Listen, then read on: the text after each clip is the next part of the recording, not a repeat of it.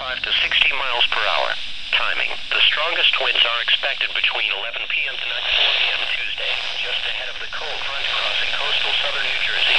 Strongest damaging wind gusts may tend to occur a few miles inland, just away from the water's edge. Impacts, scattered trees and power line damage is expected. This would result in power outages. Some damage to small or compromised structures could occur. A high wind warning means a hazardous high wind event is expected or occurring. Sustained wind speeds of at least 40 miles per hour or gusts of 58 miles per hour or more can lead to property damage.